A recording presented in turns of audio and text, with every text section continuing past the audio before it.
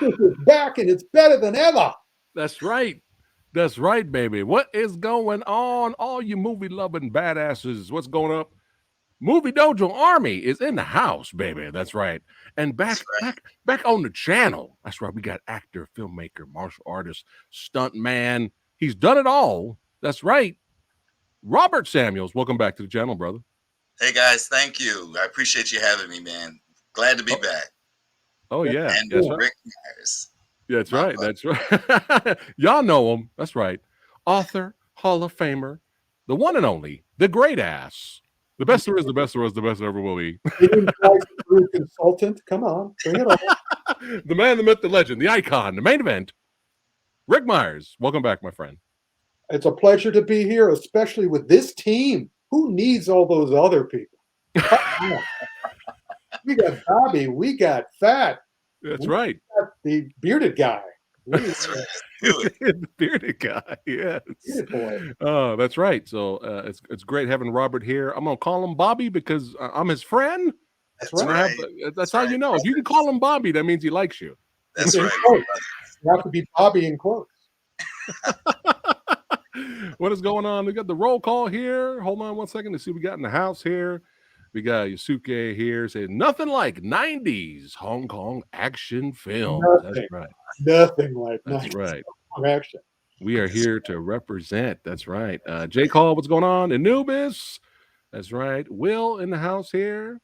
What's up to Will? That's right. I'm trying to blow up his comment here. He says nothing better than a versus episode and bonus.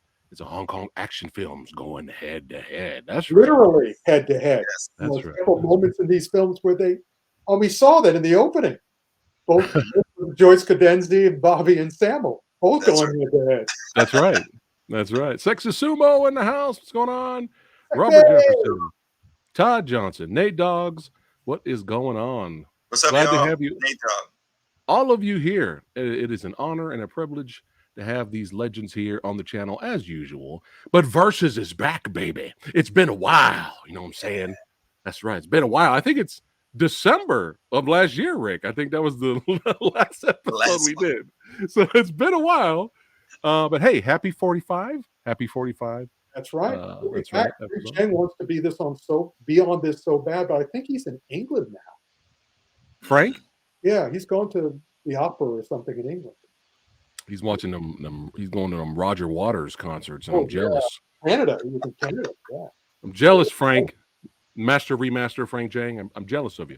But yeah, we'll get him on next week. He's already in for next week, and next week we got a doozy, and I'll let you guys know at the end of the stream before we end it for today, what next week's versus is gonna be, baby. But yeah, let's go ahead and jump right into it. And yeah, we got two doozies. That's right, two Sammo Hung involved action films, and it's gonna be cool to hear Robert's behind the scenes He was stories. Oh, yeah. And that's right. And Rick's got some stories, I'm sure, as well. But yeah, let's go ahead and jump right in. Oh, wait. First of all, those of you that are watching, thanks for hanging out. Those of you that are new to the channel, this is how Versus works, okay?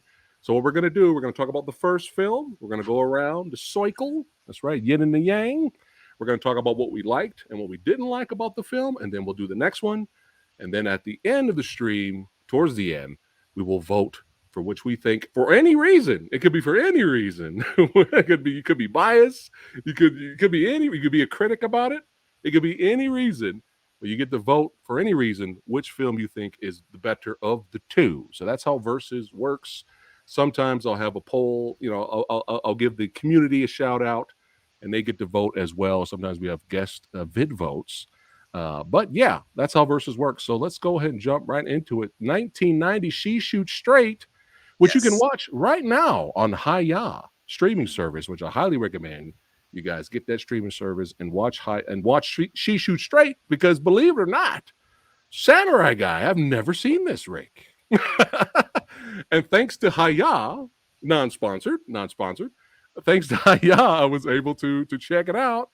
And I enjoyed it. But first, let's get the plot synopsis out of the way. So, She Shoots Straight came out in 1990, directed by Corey Yuen, starring Sammo.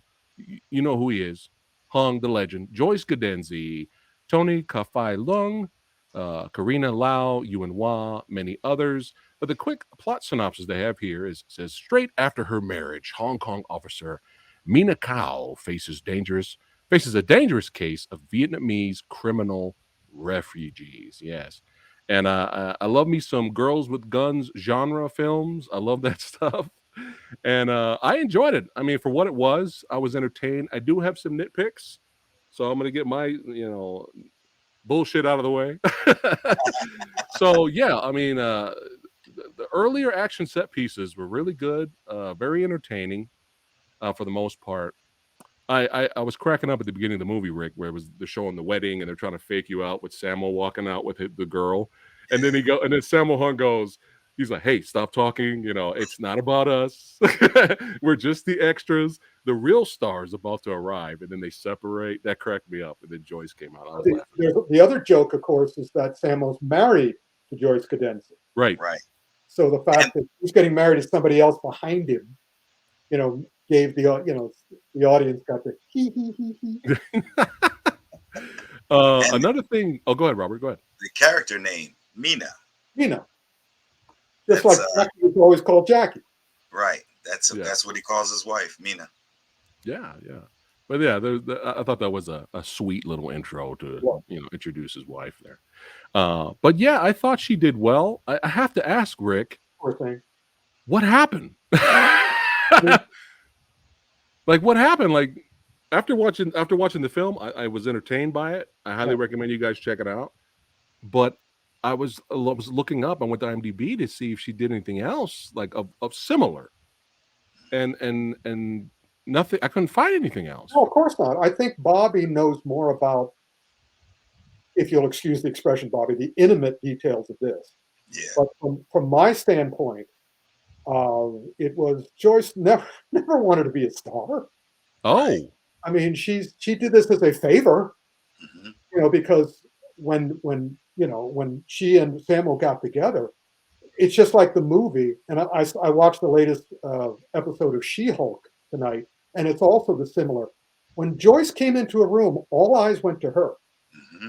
I mean, she for a Hong Kong person, she's incredibly striking, very tall, very exotic looking. The way they were treating her in the movie about being a half-breed and all this sort of stuff. So yeah, but as Bobby, I'm sure, I hope, will corroborate, she's a sweetheart. The two or three times I've met her, it's just like, well, she's more than just a beauty. She's an angel. That's right. I mean, wow, she's got, nice. and so it's like, why should she put herself through that? I mean, I get it. Rothrock is happy to do that, but Right. Joyce is not going to, if she has a choice between being a wife and mother, that's what she's going to do. Is that true, Bobby? That is true. She's like my sister, I love her dearly. She never really wanted to be like a star. That just was never her thing, When they say certain gimmicks in the Hong Kong films, basically, I mean, she was a gimmick to a degree. I think that her love for Samo transcends everything. I mean, she loves him more than air. That's her pride and joy.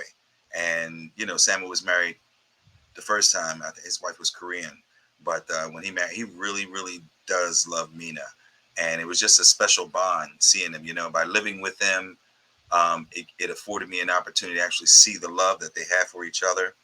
In addition, her and I were closer in age together, so we were able to communicate and talk a lot.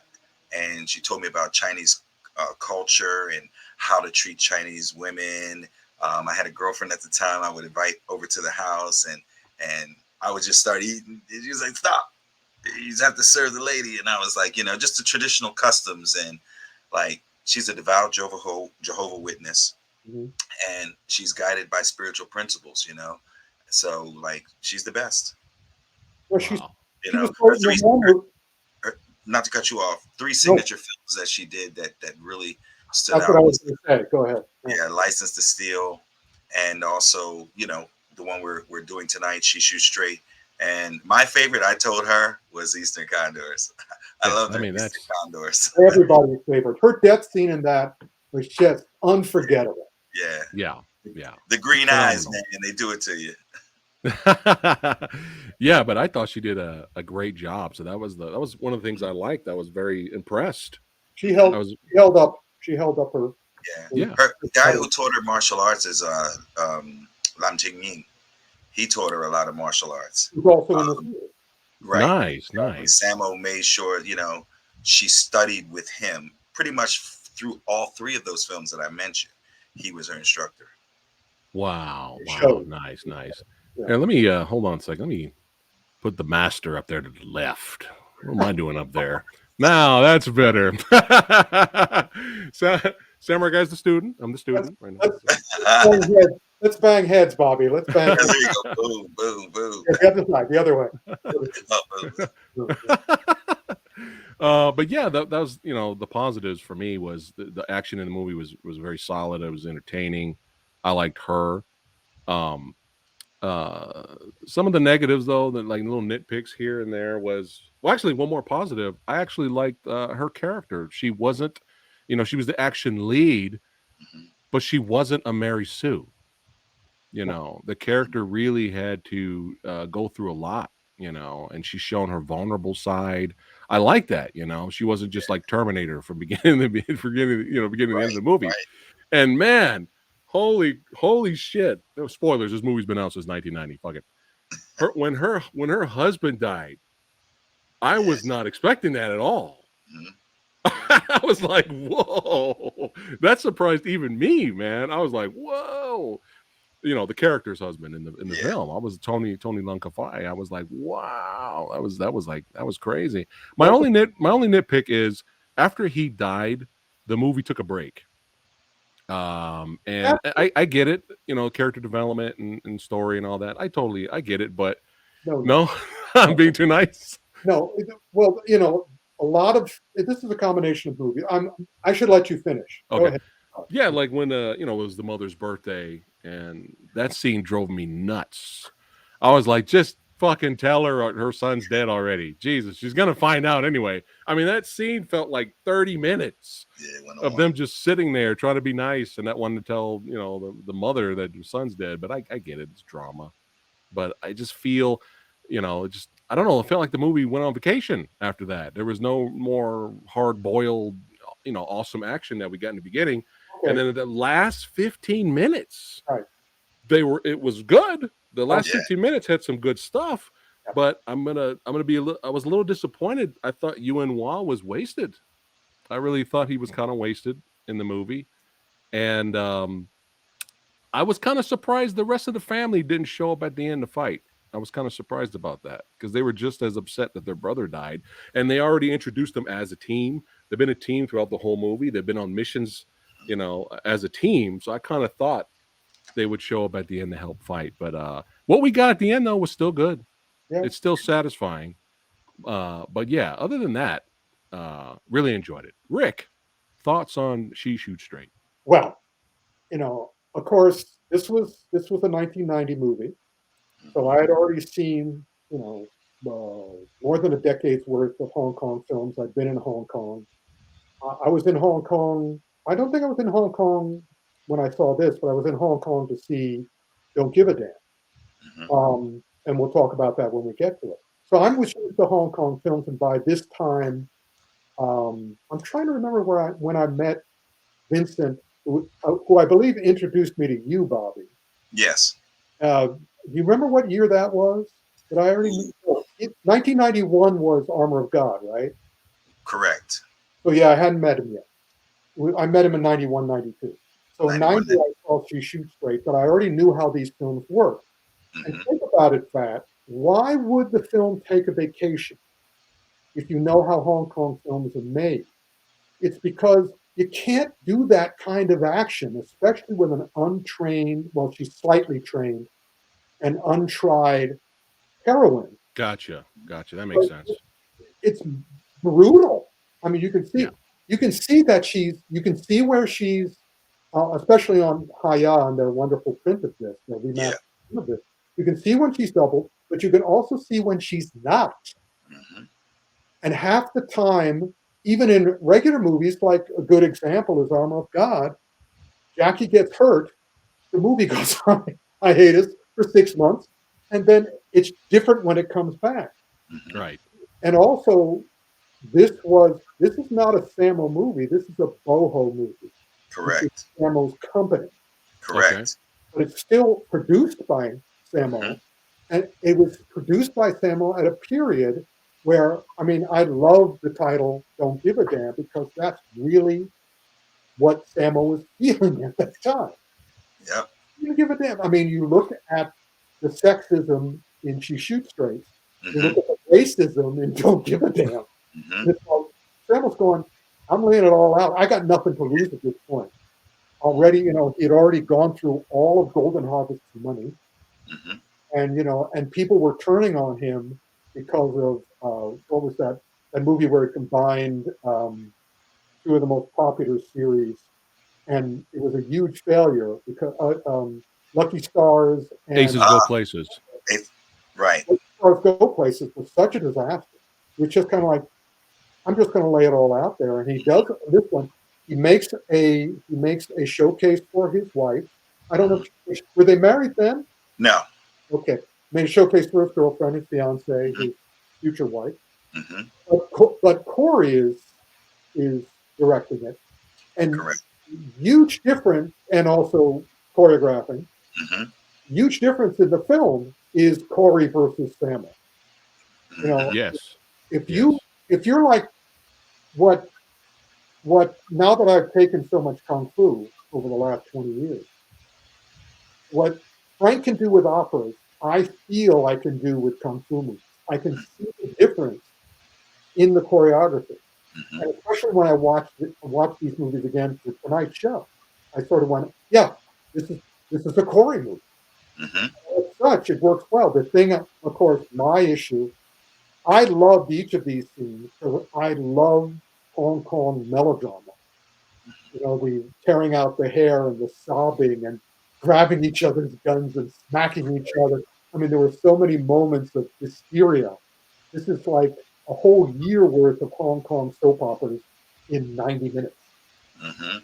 But also, fight at the beginning, fight in the middle, fight at the end. That's That's how the it works. standard.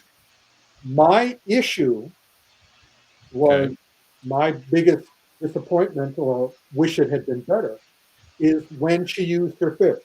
When she used her legs, when she used her smarts, because I always say a woman should fight differently than men.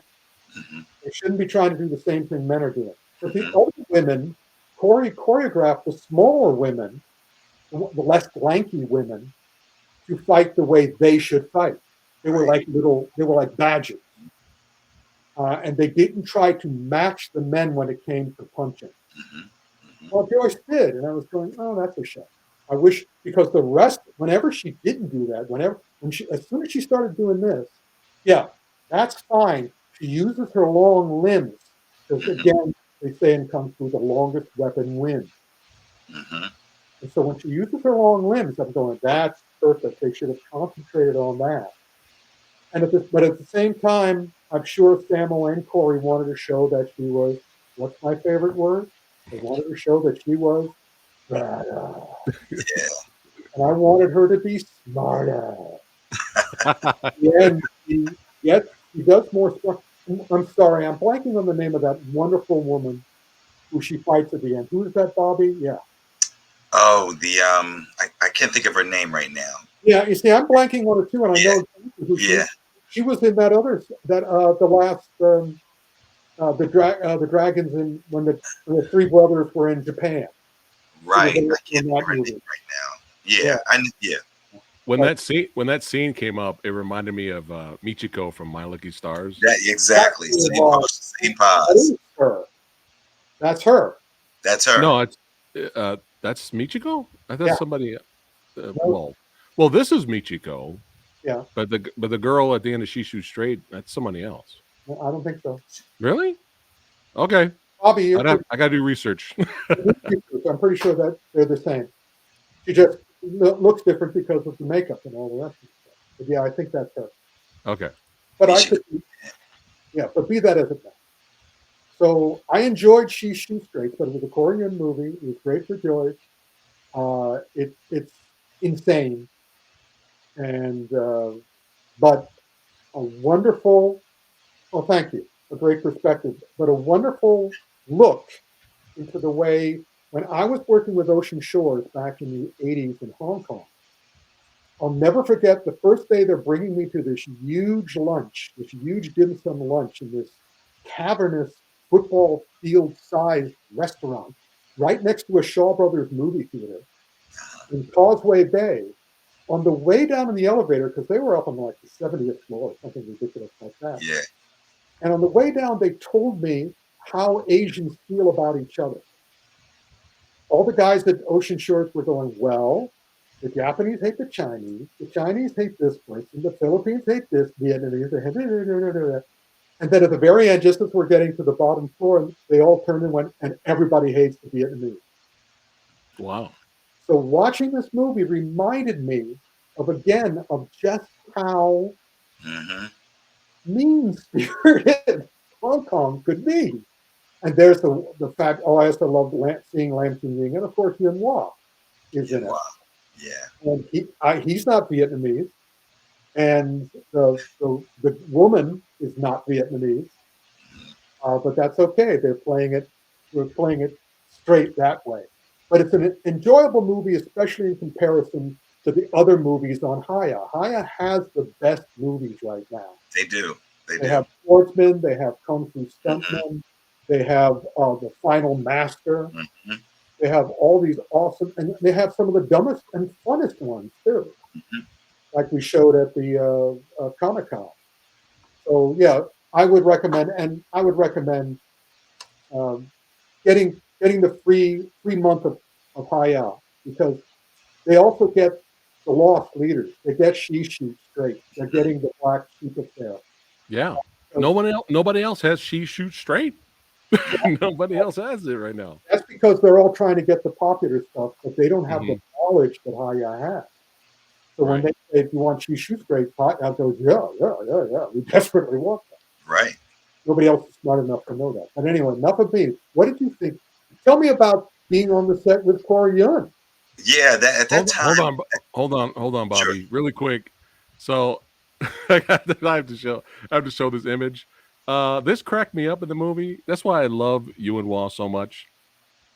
He's just one of the greatest movie villain actors of all time. The scene in the movie where it's supposed to be sad and dramatic at the funeral, Ewan Wall's like, "Nah, motherfucker, nah. Ah, I'm blowing up the casket at the funeral." brutal. I was like, Brutal. beautiful, beautiful, Absolutely Ewan. brutal. We love you. All right, go ahead. I forgot about Yeah. that. Go ahead, Robert. At the time, Chu Chi Ling was actually representing me. I wasn't super close with Samo at the time. So Chu Chi Ling was representing me for about 3 or 4 years at that time. Uh, I remember I wanted to be in movies. He kept trying to get me roles. So he said, let me go introduce you. So that's where I met Corey for the first time. And he was like, can you teach him? Can you teach him how to do action for film? So while they were, especially this scene on the boat underneath where Joyce is fighting. Yeah, that was I'm actually standing there on the side with Chu Chi Ling.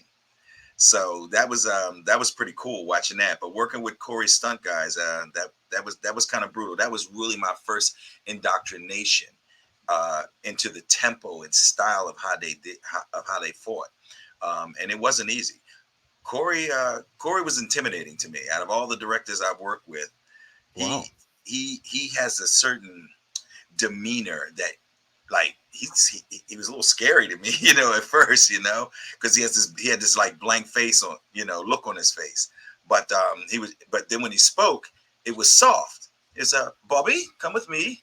I was like, oh, okay, all right, that's different. That made me feel a little bit better, But I was just rehearsing the timing and learning with his stunt guys. So that was a great opportunity to be involved with that. I, What did you think? Oh, go ahead, Rick. Go ahead.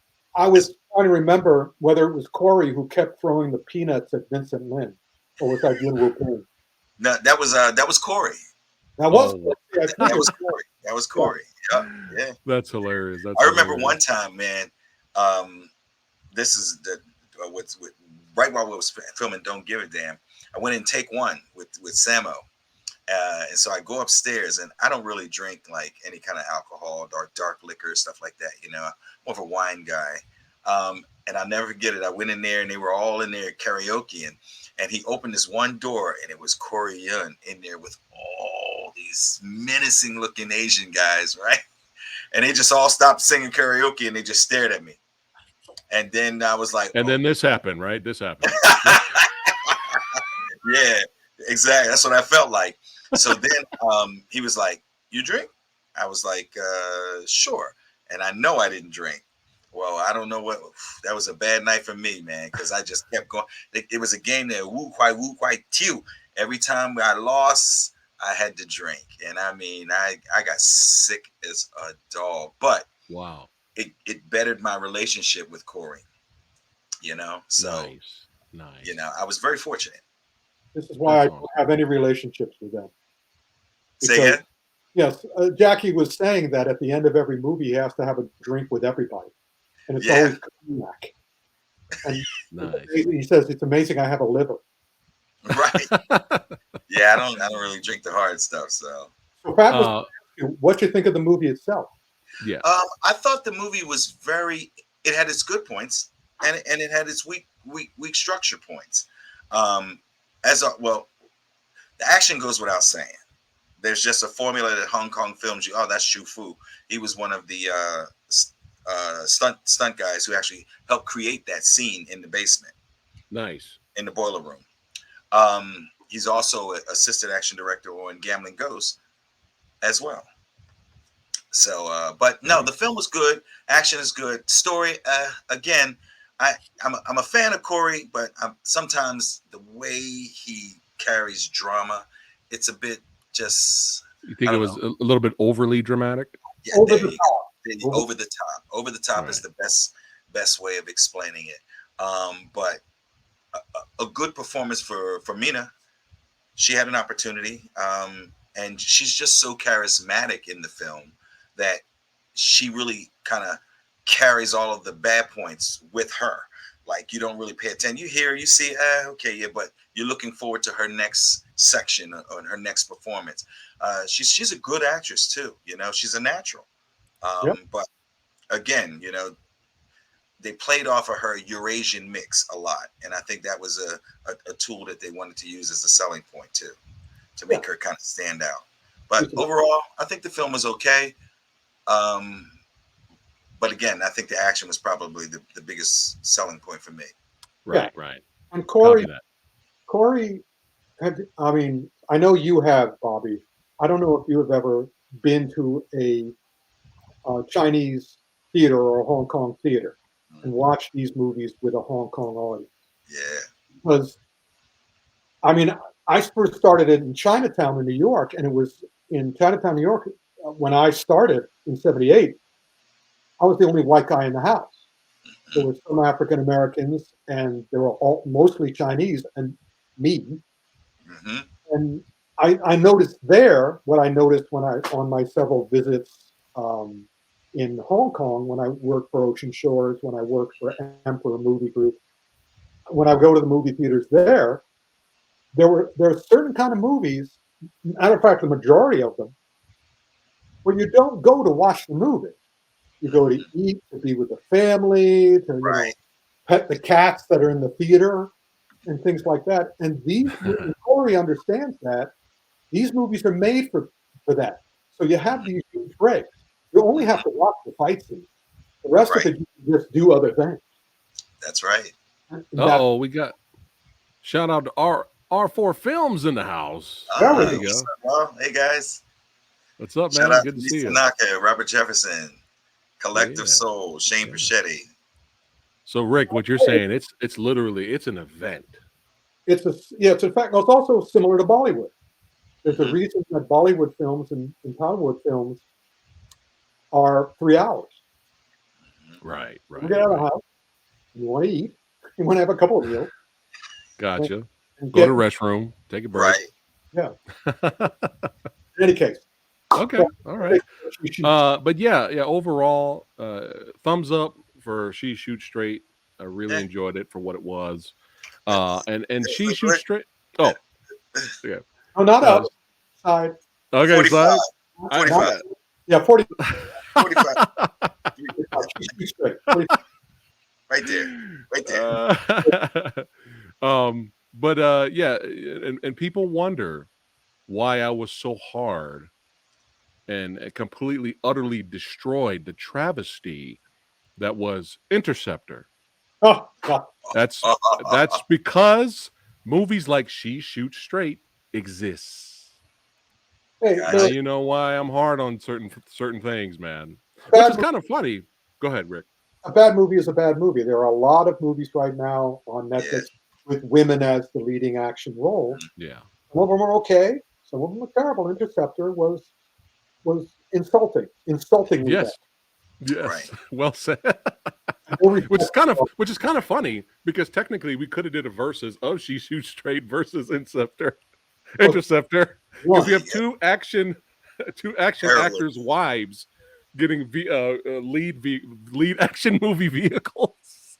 So that could have worked too. I'm Would have pretty been a sure good versus. Interceptor would have got destroyed, of course. All right, let's go ahead and go on to Don't Give a Damn. Uh-oh. Scarlet, frankly, I Well, don't give a damn. well That's titled. right. Mo in that 1995. yeah. 1995. All right, Released let in me read. 95, shot in 94. There we And go. its There we go. Let me read Chinese the title is Momimbe. nice. Let me read the plot synopsis for those who have not seen it. Sammo Hung plays a cop on the trail of drug dealers. Customs officer Yun Biao is investigating the same gang. Sammo's new partner is eager beaver Takeshi Kaneshiro. Despite each having their own ideas on how best to proceed, they are teamed up together and must put aside their differences in order to crack the case. Romance, plot twists, comedic asides, and of course, plenty of fights bring the film to a climactic and bruising conclusion. Yes. Yeah, we know who directed this badassity here. That's right, That's Sammo right. himself. The man. Also, that's right. Also starring, big shout out to Colin Chow, man. That's right, Ah, nicing, my brother. that's right. We But share the yeah, same let's. we share the same birthday and we were both Samo students. That is awesome. That is awesome. So I will go first. I will go first here. Yeah, I got lucky. I came across this. This was actually on YouTube, and before I got yanked, Right. and now there's a botched part. Uploaded as parts, but it's all botched. It's all screwed up version, which I don't recommend because they don't even show the whole movie. But I got lucky, so and what I saw was really entertaining.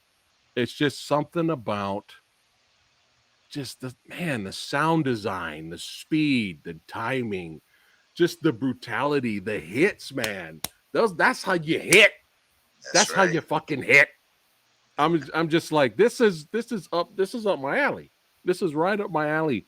Gunfight, shooting, explosions, and of Yeah. course, Sammo Hung with his touch of comedy Yep. and all that.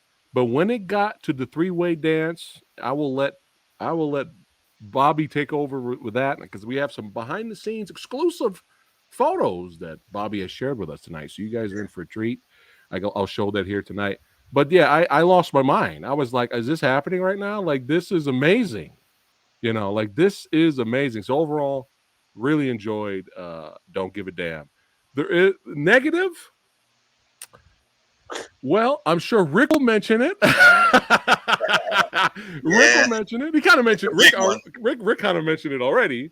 Uh, but yeah, besides that awkwardness, Hmm. despite the awkwardness, overall, it's just Sammo Hung, just at his top of his game. Unleashed. Samo Unleashed. Sammo Unleashed. There you go. We're gonna retitle the movie. But yeah, really enjoyed Don't Give a Damn. Thumbs up. That's right. Rick, thoughts on Don't Give a Damn? Well, I was in Hong Kong when it came out, and I was starting work with Emperor Movie Group, and I'd heard. And what's great about working at a Hong Kong film company is that the rumors about Canto Wood were going all the time. So everybody was saying, "Oh my gosh, Samo's just Samo, Samo." Their attitude, and I couldn't disagree with them after seeing the movie and the other movies of this era, like Pantyhose Hero, Mhm. and I mean, all of them awesome fights. But he was just challenging the status quo with each of them, not because he wanted to broaden the industry or cinema. It's because it was kind of like it was just like I got I got nothing to lose. Let's put it this way. My feeling is that he was standing there and he might as well be wearing a t-shirt that says, "I'm too talented for you to get rid of me. But I'm going to test you. I'm going to see how far I can push." And also it's kind of like, and also he says, "Tell me if I'm wrong. You're the Hong Kong people. You're sexist, you're racist. I'm just putting it out there. And I'm pointing to it in an entertaining way. And I'll take the hit for you. I'll take the hit for you. You can beat me up all you want. You know I can take it." That's in Samo's character as I understand him. As I understand him from other people like Jackie and others and you, Bobby, not you, but Cynthia and others who have worked with him and know him well. So in any case, so it was Sam Unleashed. So when I saw it in the theaters, and I was already reacting to the little comments that his character was making in the station house and other things. But when we got to that scene, I Yeah. just sort of went. I mean, that was me in the theater going, "Oh man, really? Okay." So, and then of course I met you, Bobby, and it was Mhm. like, "All right, so you tell me," and then I met him Mhm. and found out what a what a wounded gentleman he was. I mean, whenever we saw each other over the years, I believe his reaction to me coming in, because I would invariably come in after a parade of other Guilo idiots, and they would all not understand him, not know what else he had done. I mean, he had just had to sit there and talk to all these New York film reporters who Mhm. were ignorant of kung fu, who were ignorant of his work. Mhm. And so when I would come in, he would just light up. Mhm. So however he felt about me, he knew I knew. Yeah. And he also knew that I thought he was extraordinary. Yeah, you can't get rid of him. Even today, he's the last man standing Mhm. That's right. because he's just so talented. But he's also self-sabotaging. And that's what he did with these films. But it was still, and I was so happy to see it again for this thing, because now I'm over it, because I know the background to it, which Bobby will tell us in a moment. And Yeah. it's kind of like, keep up the good work, Samo. So Right. I will say this because I've never. This is really the first time I'm really kind of like publicly talking about this issue. So you know, it's a Most, touchy subject for me. You yeah, know, most of the audience don't know what we're talking about. Do you want to tell them or should I? I'll tell them. Okay. So in in in Don't Give a Damn, there's a scene which is just flat out racist. Um, and the jokes that were told were completely insensitive and just like wow, eye catching. But I Yeah. think I need to explain the backdrop to how that happened. So when I first started living with Samo, for like the first year and a half, I didn't really do anything. There were no movies being made. He wasn't doing anything. He was just at home. He moved out of one house and moved into another house, and I was helping him with that. But he really wasn't doing any movies at that time. So I talked to him. I was like, well, what's going on? And he was having financial problems. He was having problems finding investors to invest in films for him. I remember going to coffee shops every other day, meeting people from Macau, people from Japan, all over, businessmen that, wanted to invest money in films. Um, but at the time, Samuel had a little, people knew he was playing with the horses a little bit. And that kind of, people were worrying about their money, their investments, that sort of thing. But Samuel wanted to come back. He wasn't doing that no more. He wasn't gambling anymore, but he needed to get a foothold and come back with a vengeance. I remember we used to watch the American police drama shows, and he would say, "Let's do a film like that. Let's, police drama like." Um, David E. Kelly did a television series, Shaky Cam. I can't think of the name of the show right now. It was, I don't know if it was NYPD something, NYPD but Blue. yeah, he I have, loved I have NYPD the Blue. blue jacket upstairs. Oh, really? Oh, okay. Yeah, that was what Don't Give a Damn really was conceptualized about.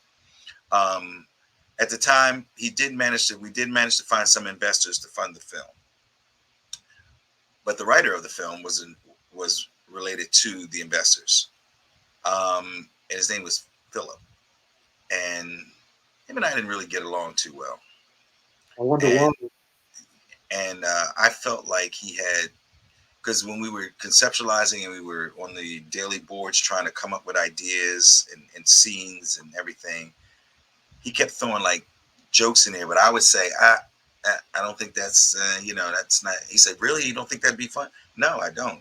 But I'm from America. They didn't understand that, racism was an issue here, especially with African Americans. Um, this had nothing to do with Samo.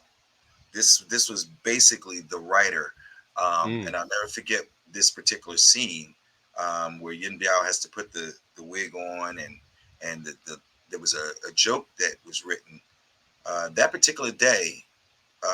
Samo wasn't there when the guy was actually on set, the writer, and it was the B director that came in to do that scene, and the jokes were like blacks rape and rob every 10 seconds in New York. You see, it's 30 years ago, but I still remember it, And I just, the worst part about that was actually having to sit in the theater with Yuen Wu Ping and every other luminary in Hong Kong at the premiere, and actually see it. But the the benefit of that was that a lot of the Asian people were uncomfortable with that as well, Oh, because really? yeah, Wow. because at the end of the film, they came up to me, Yuen Wu Ping especially, and they said, "Your performance was magnificent." They said, you were absolutely fantastic in the film. And I got a lot of offers after that film. In fact, I got offers to do regular films in Hong Kong, which is the first for African American, and not action oriented films. Um, but yeah, that was a difficult time. But Samuel really didn't have any control. Let's just put that out there at that time. Gotcha. Yeah, his film company produced it, but the funding came from someone else. Um, he's not a racist, because he let an African American from America, from the ghetto, um, move into his house and live with his family. Um, there's a certain amount of trust there. Hmm. Uh, I know Samo, the person, and he's a kind and caring person, and is not a racist bone in his body. He loves blacks, he loves whites, he loves everyone. Um, so I always felt like it was my duty to kind of protect Samo for this film, um, because I just think that people took advantage of him when he was at the weakest point. Um, so yeah, that's my perspective on that. And when you see the film, you'll see the film is actually pretty good. Actually, you know, it's just that one piece kind of mars it. But I'll let Rick Yeah. explain from his point of view. Well, Yeah. That's what I was saying. It was I really enjoyed it a lot. It was just that, That's why I said it was that one awkward, like, okay, all right. But yeah, go ahead, Rick. That's why it's so difficult to see the movie, because of that one scene. That one scene is just like spectacularly stupid and racist Yeah. and obvious, and Right. it poisons the film. The fights are great. I Mhm. mean, uh, same thing again with Pantyhose Hero. She shoots straight, and the others that Samo did at that time. But that scene, I mean, putting two Asians in blackface in the nappy wigs, they don't look any. And they're supposed to be uh, Bobby's character's brother, and Mhm. Bobby's supposed to think that these guys who look nothing like that are his brothers. And it's like, Really? so you're sitting in the theater going, this is just clearly the act of a racist person who wanted to, you know, Yeah. again, it's like somebody Mhm. saying that all Mexicans are drug pushers and racist and rapists. They did that with the African Americans in this thing, and it's just as stupid and untrue. But unfortunately, it's in a movie by one of the most awesome people in the kung fu film business, and also a showcase for a magnificent African American actor, stuntman, action star. So uh, it it's just as Bobby is making it clear. No matter how good the rest of the movie is, and the rest of the movie is a Samo film, it's got a bad taste. It's a Mhm. bad taste in your mouth. You Not know, enough. Yeah, go ahead. I've always wondered why. Well, I know why that film wasn't picked up, but I just felt as though, like, you know, it should be just cut out. I just don't. It just does. It's not appropriate, especially in today's era. Yeah, very much so. But at the same time, it is representative of that era of what Samo was Hmm. doing, and it's Hmm. representative of. I mean, again, it's the rest of the movies allude to it. This movie just went flat out and said, we're racist against blacks, and not everybody, of course. Hmm. But then again, I just finished. We were talking about Devil in a Blue Dress today, and as one of as the consultant for media for the Mystery Writers of America, and I did that for many years. I had always wondered why there was never a sequel to that incredibly awesome movie. And whenever I was in Hollywood afterwards, I would research it, and I found out it was Hollywood standard operating racism. I saw them do it to Jackie. I saw them do it to African Americans. There's this. I was a famous. I was at a cocktail party, and I was with William Link, the creator of Columbo and Murder She Wrote, the co-creator, both of which I consulted for. And he went to a producer of a new series of mystery movies that were on NBC that were failing. There was one based on Aaron Elkins' books about a art researcher who gets involved in mystery. And even though that's a white character in the book, when they made the TV show of it, they cast Louis Gossett Jr. Because he had just gotten an Oscar, and I watched the premiere of it, and it was astonishingly bad because it had nothing to do with the book. They tried to turn it into this urban piece of nastiness. That Hmm. the book was a Playfair, you know, soft mystery, soft boil. Excuse me. And so I talked to Bill Link about it when we're going to that cocktail party. He said, "Well, I feel the same way. I don't know what the F happened with that. Let's go ask him." So we went and asked his showrunner. I'm not going to say what the showrunner said, but I'll say enough.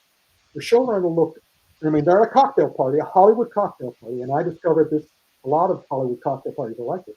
The producer looked at Bill Link, who was one of the most awarded men in television history, and said, "Well, what did you expect, Bill? They saddled me with an N word. They Wow. saddled me with the N word." Yeah. And I just sort of went, "You just said it. What did you expect, Bill? They saddled me with." That's how Hollywood acts. I could tell you all sorts of stories about Alien 3 and other things like that where they do it to women. Hmm. But, and of course, I told you the story of when they did it to Jackie in the elevator after showing Police Story at the New York Film Festival, where they said, where the studio executive said, Americans would never accept a Chinese star. And we all went, what about Bruce Lee? And he went, oh, he was the exception. He says Yeah. that in front of Jackie Chan. Hmm. Hmm. The standard operating racism of Hmm. Hollywood. So it's nothing new. At least That's right. they're open about it, and thankfully we got Marvel and Black Panther now, Yeah. and Yeah. so. But I guess, but no, we've got. Why am I talking? We've got all this wonderful pictures and background stuff on this system. Enough of me exposed. Well, So go ahead, Robert. no, no. No, Outside of that, the film was just an honor to work with so many Hong Kong luminaries in that film. You know, the Hmm. two films I had, Hong Fok Chai Tian, Gambling Ghost, and Mummy Bay, Don't Give a Damn. Just Starfield, James Tien, Lam Ching Ying, Chung Fa, you know, everybody that we've all grown and loved. You know, I had Lo Lei, God rest his soul, you know. I was very fortunate to have the opportunity to share the screen with so many luminaries. And don't get Blackie Ko, God rest his soul. He was in Don't Give a Damn as well. Just so many in Don't Give a Damn. now I heard a rumor that this was supposed to be the last Three Brothers movie. Is that It true? was. It Oh, was. It absolutely was. Wow. Jackie was supposed to be in this film. Jackie was supposed to be in this film. And what's Wow. funny is this. I never forget. I got Samuel calls me into the office, and I go in there. He says, "Listen, Jackie wants to use you in this film." I said, "Oh, okay, great." So I'm at the top of the world. You know, I'm about to work for Jackie, Samuel, and Yun Hua Ping. Um, the very next day, I go into the office. You know, that night I couldn't sleep. I'm like, my God, I get to do a movie, Samuel. I'm getting ready to do Jackie. I said, this is it. I'm at that level. I walk in that room, and he's like, "Oh, Bobby, come here, come here." I'm like, "Oh, diva, like, boss, what's up?" He says, "Jackie pissed me off last night." I was like, yeah. "What?" I said, and I went like this. I said, "What?" And not realizing what was coming. He said, "Yeah, yeah, he pissed me off. Oh, you're not doing the movie. You're not doing the movie." I was like, Yeah. "Oh, Oh, okay, I won't do the movie." You know, well, I can't do the movie. I was under contract with Bojan anyway. In Hong right, Kong, right. how it works though, when you work with certain Hongkabans or other stunt groups, you have to kind of get permission before you start going everywhere. You know, um, I, Yeah. I I couldn't work with Yun Wo Ping until I had Samuel's blessing. I couldn't work with Chong King Ting, Alfred Cheung, Cop on the Run until I had Samuel's blessings. Um, I was home Gaban, so I stayed with Samuel. You know, so that hurt, but the irony is funny because we both opened up in Hong Kong at the same time, the same day, in the same theater. Don't Give a Damn on this side, Rumble in the Bronx on this side. So it was a battle at Wow. the box office at the same time. So Wow. that's the irony of that. Now I'm looking in Hong Kong. I'm looking at the billboard, and I'm saying I'm supposed to be in both of these films. But it is what it is. Yeah, That it is what that it is. wasn't God's plans. But don't Yeah. give a damn. I had fun. Um, the action just was incredible. I learned so much working with Jen Galok, Jen Ho, Lau Ga Wing, because him and Samuel were very close. You know, from Odd Couple. Yeah. Uh, yeah, in fact, he was second unit director quietly, quiet as kept. Um, there was just so many people I saw in that film, and that was the film that really kind of changed for me because Samuel was like, "You just want to be an actor?" I said, "No, I want to be a director." He said, "Well, then follow me." And he would set the camera up, and he was like, "I'm using this particular lens for this particular piece of action, you know." And after we filmed, then we go back to the office, and he'd be editing on the Steinbeck, you know, the traditional way of editing. So yeah, I was very fortunate to see all of that. You know, I was in the editing room with John Woo when he was editing It Better Tomorrow. That blew Yeah. my mind. Film workshop days Wow. with Wow. Choi Hark. You know, so I know that I've been blessed But Don't Give a Damn to me will always be special in a good way and in a bad way. You know, Right. um, I Right. think I think my performance overshadowed the bad part basically because I wasn't in that particular film. I wasn't a gimmick at the end of the Right. movie. A lot of times they use the Guidos as gimmicks. You know, you see them for a second in the beginning. Ooh, henchmen. They may appear in the middle, and then they have their little battle at the end, and they're gone. You know, Right. Right. my Right. character, it was kind of developed throughout the entire film. So, Right. and it was central to the storyline. Yeah. So for that, you know, I'm a very appreciative that Samuel did that for me. Nice. So before we move on here and show some of these behind the scenes photos, thank you, Robert, Sure, for sharing this with us. Before sure. we do that, though, again, big thanks to you, Bobby and Rick, for addressing the minor negativity in the film, Yeah. addressing it, but but clearing the air. Mhm. That Samo is not racist. No, absolutely. And I have I might I don't know if this counts, but Mhm. I have a little example of that. Okay. When they re-released Pedicab Driver in Hollywood in the Chinese theater down there in Hollywood, and I went down there to see it. I want to see Pedicab Driver on the big screen, man. Well, Samo was there, and he did the opening panel and talked, Uh-huh. kind of a Q&A thing. We watched the movie, the audience, we all loved it. Benny the Jet Urquidez was over there. We were all having a good time. And then after it was over, everybody was leaving. And of course, Samurai Guy, I'm like, Jesus Christ, Samuel Hung's down front. I got to Right. try to sneak down there. So I go down there, and nobody was approaching Samuel. Everybody was leaving, right? And there were some bodyguards down there. And I go down there to meet him, and he's like kind of far away on the other side.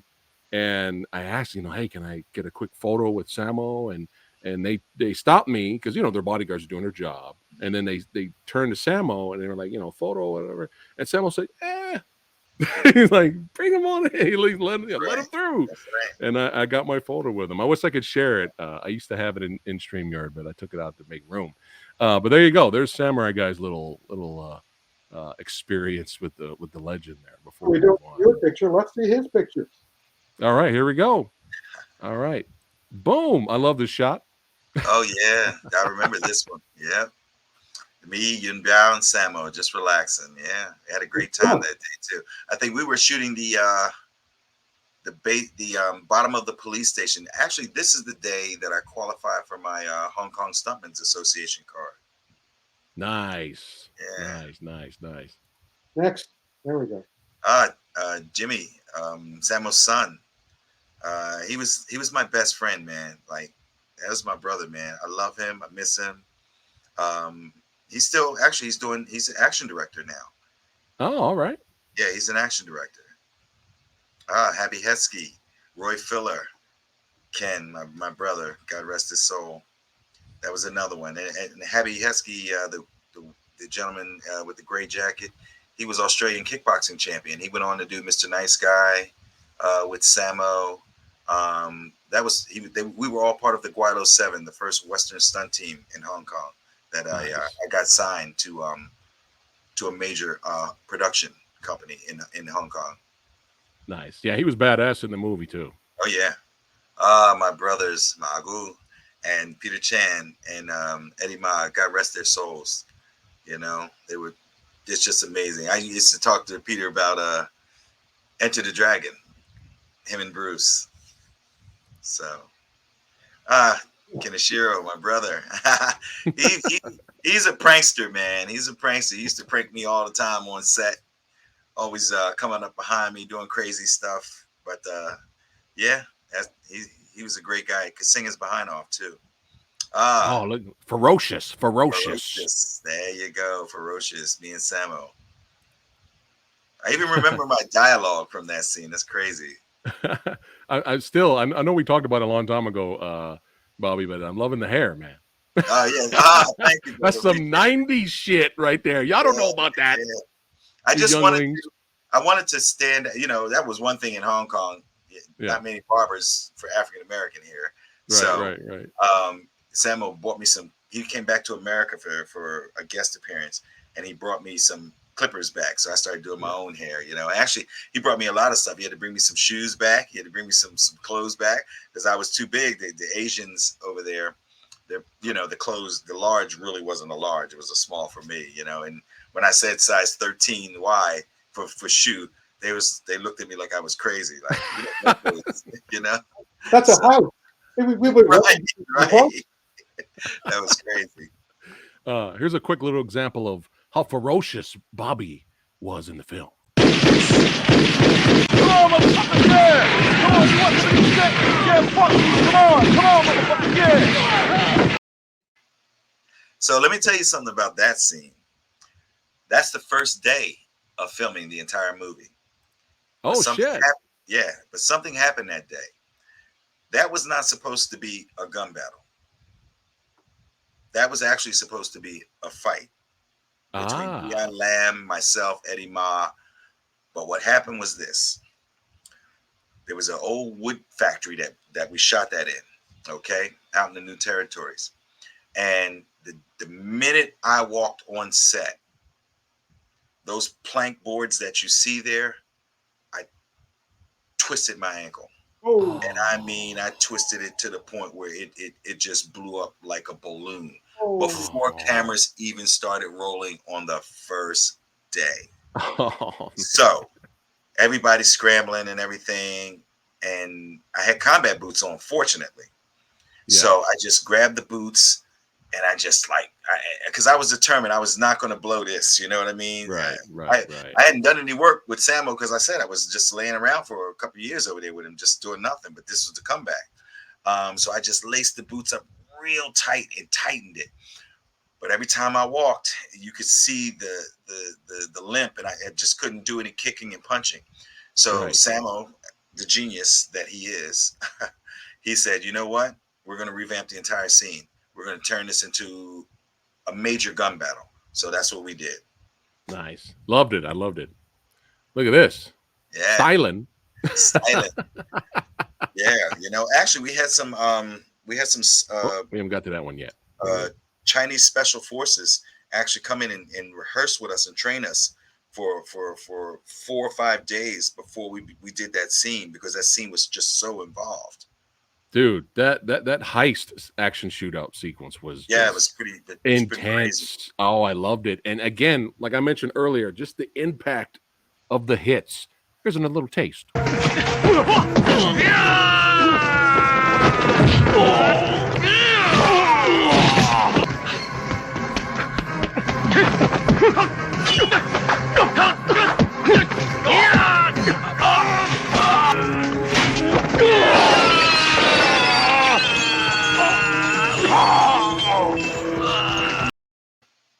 So for that scene, when he grabbed me by my neck and he went up, he knocked the tooth out in the back of my mouth.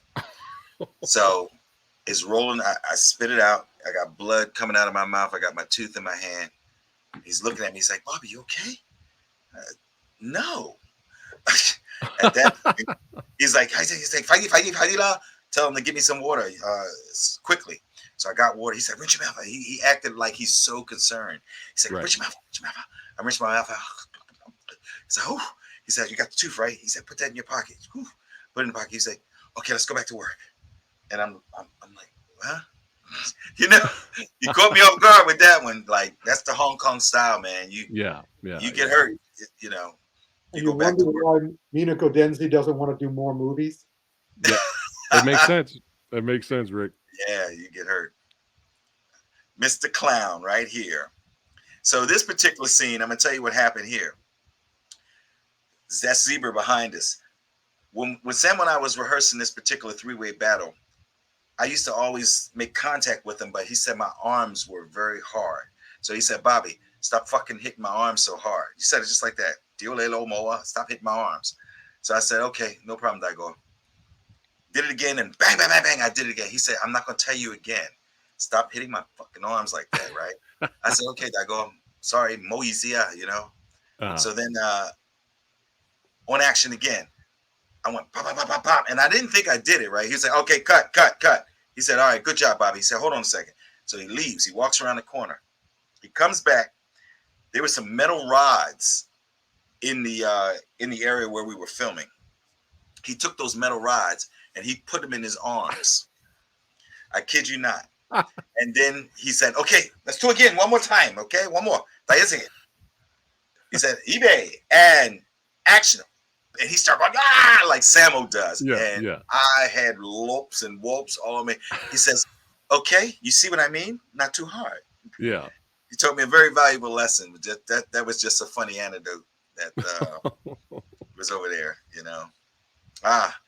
This was a very, very complicated scene. We had 6 action directors for this scene: Yun Biao, Jinga Lok, Miguel Wong, Nai Singh, and Samo, and Lau Ka Wing.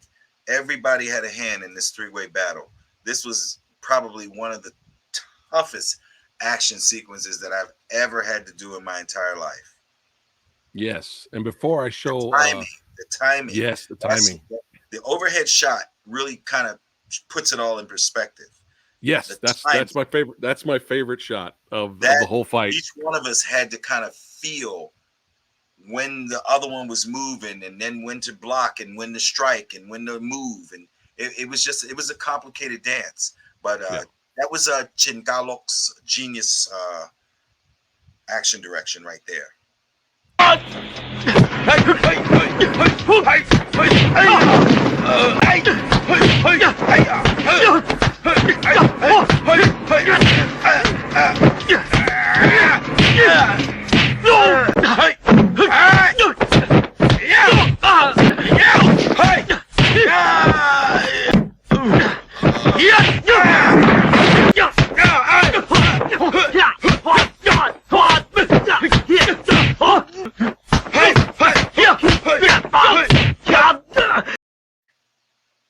Just I love it. I love it. I love it. Yeah, that was all right. So before we get to the above shot, which is my favorite part of the 3-way dance, really quickly for those that are watching right now, I remember a long time ago, just a quick reminder, Bobby, when you were on my channel, like way back last year, just remind everybody that there are no wires on Bobby jumping up and grabbing the railing. And go ahead and talk about it. There's this just straight action. You know, who prepared me for this film was Colin Cho. Colin Cho trained me every single day to get me up to speed, every single day. And what helped me was he's from Taiwan, and he's built like an American. He's not built like the Chinese. His body stature is that of a Western man. So I could kind of follow his direction a little bit more so than I could some of the other stunt guys. You know, he was more suited as an American style fighter. But I mean, let me tell you something. He's probably one of the best I've ever worked with. Phenomenal. I mean, his skill set was just phenomenal. Oh yeah, phenomenal. You know, he was in the Taiwanese army when Samuel first met him. Oh wow. Yeah, but that's when he got out, you know, he hooked him up.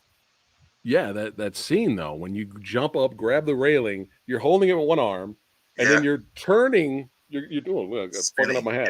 You turn it in the air like that, kicking Samo. No wires, guys. No wires on that. That particular technique. Was Naising Colin Cho. He's the one who designed that particular part. So it was like 6 action directors that designed that whole entire scene. You have the scene, Pat? Which one? The above shot? Driving. I just showed it. Show it again. Okay, we'll show one more time.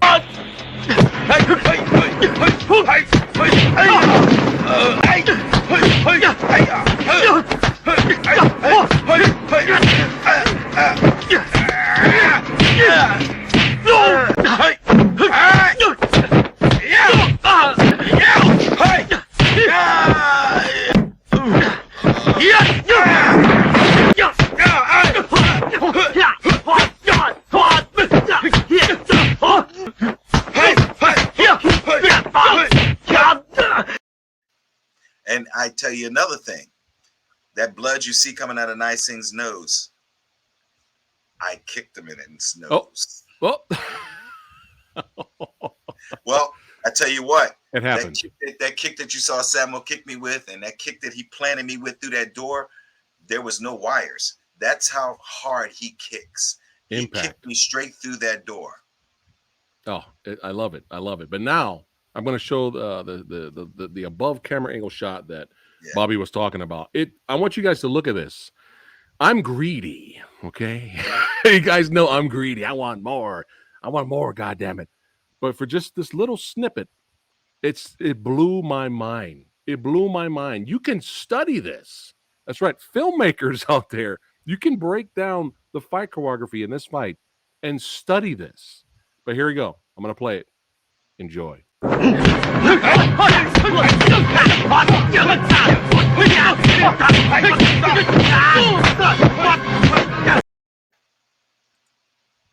I got to show it again. I got to show it again.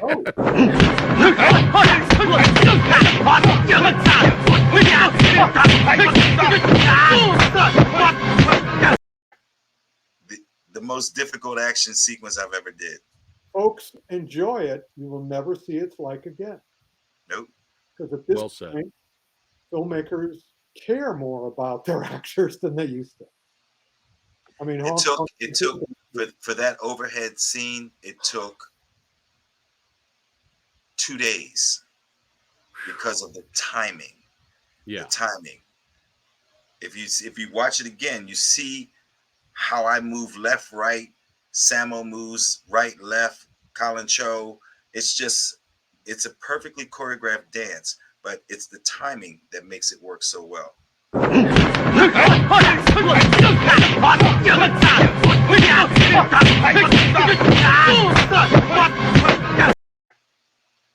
And you see, I actually am not that crazy about it because everybody's fighting the same. Mm-hmm.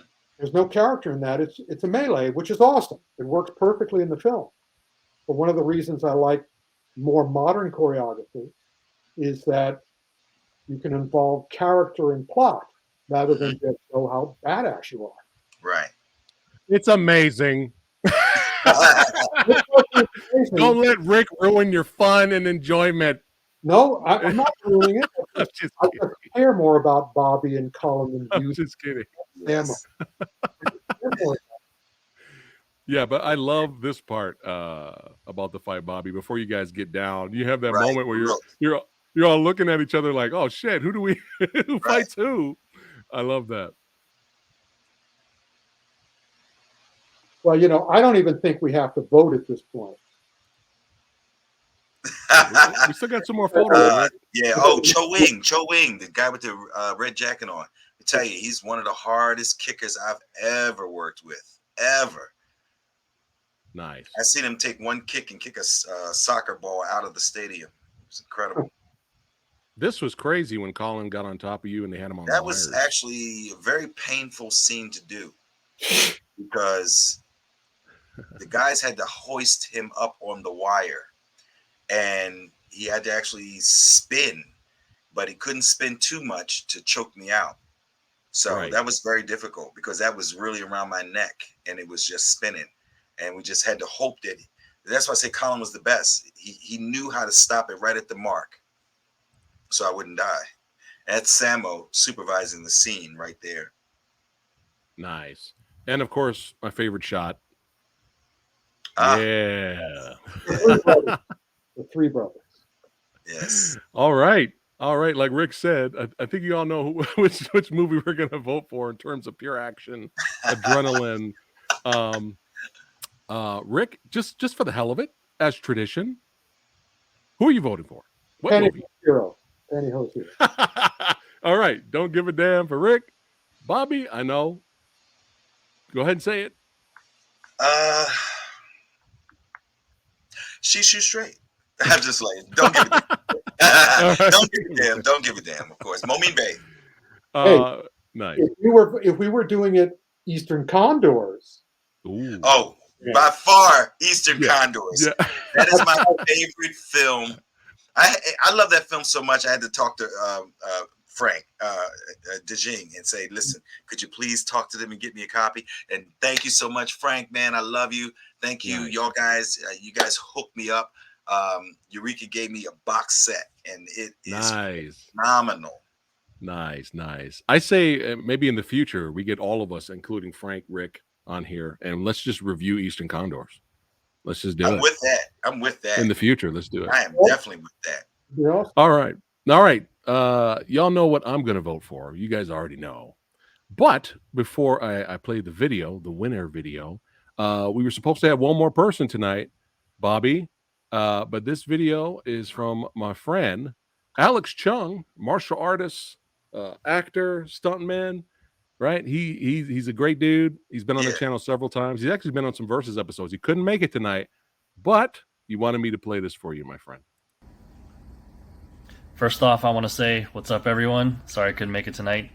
Don't Give a Damn is a really special one for me. I remember seeing it at a very early age on a VHS from Chinatown, and it really stuck out to me, especially the three-way fight at the end. I remember after watching the movie, I immediately grabbed my action figures and tried to recreate fight scenes of that intensity and complexity, and it really left an impression, to the point where years later, believe it or not, when we're making our movie Contracts for the end fight, even though it's not a three-way, it's a 2-on-1, that fight scene from Don't Give a Damn was in my mind while we were making it, and it continues to influence me to today. I think because it set a standard of action in my mind, especially for three-way fights, that hasn't really been matched in my opinion. So thank you for creating something so cool that has inspired my work in so many ways. Wow, man, it means a lot, dude. Yeah. Wow, you got me with that one. Thank you so much. Thank you so much. That means a lot. Gee, I wonder why it hasn't been matched. No, because again, you don't want to hurt people. I mean, you could say Bobby just that line saying, "Hey, he knew how to stop, so he didn't kill me."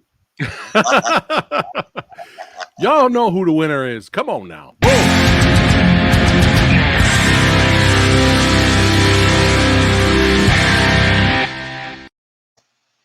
Yes. Oh, yeah. Thank you. Yeah, just on the pure action adrenaline alone, it's just there's no comparison to that one. You know, it just the three-way, man, the three-way dance.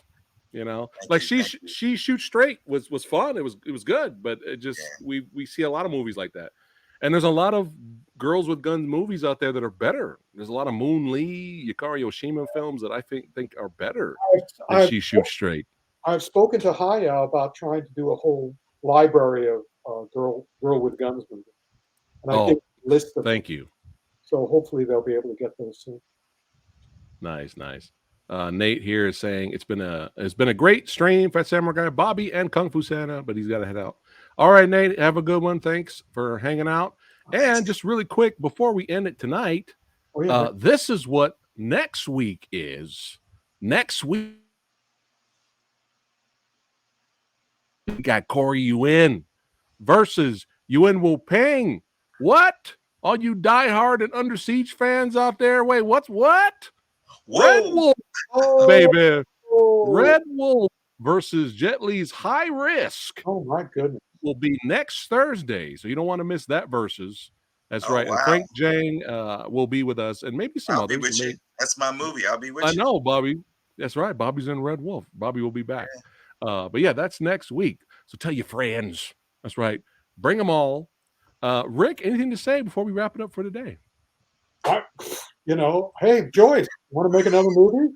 Come on, Joyce. What's the matter? Why don't you want to make another movie? I promise I won't bring blood out of your nose like I did with everyone else. Nice. But yeah, thanks everyone for watching tonight. Thank you, Bobby. Thank you. I appreciate you so much. Really great modern kung fu where nobody gets hurt. Minions. All right. Okay. Wait for the end and see if you can find my name. That's right. Rick's in the credits. That's all he rolls. Don't forget kung fu, baby. That's right. Don't forget to go out there and buy Rick's books. That's right. Y'all know what you need to do. Get the book! Get the book! Get the book! That's right. Films of Fury, and we have a new one here. Thrilling adventure stories. I All do another. right. I do another Target chapter in the modern day with the fabulous Manstalker, and yeah, it's on Amazon, babies. All There right. you go. Y'all know what you need to do. But thanks again for chiming in. Hope you guys enjoyed yourself tonight. Don't forget to like, share, and subscribe if you're new here. And a lot more content coming to the channel, of course. Yes. You know, with a good old Fat Samurai Guy. Don't forget tomorrow, me and Lady Fat Blood. That's right. We're going to be doing some trailer reactions and some other movie reviews tomorrow live. We're doing it live. Fuck it. And yeah, so make sure you guys join us tomorrow at 7 p.m. Pacific. We'll see you on the next one. You guys Yes. take care. Keep watching badass, awesome action movies, Peace. especially from Hong Kong, baby. That's, That's right. right. 80s, 90s. That's right. We'll never be matched. I'm biased. I don't care. It's my right. All right. Don't forget, look in the description box. In the excuse me, I can do this. I can do it. I can do this, right, Rick? I keep poking myself in the eye. Description box below the video, so you guys can follow there. Follow Rick and follow Bobby there. That's right. Get the following Yes. going. All right, now we're leaving for real. Now I'm rusty, Rick. Okay, I'm rusty with verses. All right, guys, take care. You guys don't go anywhere, but you guys, peace out. I'll see you on the next one. Take care.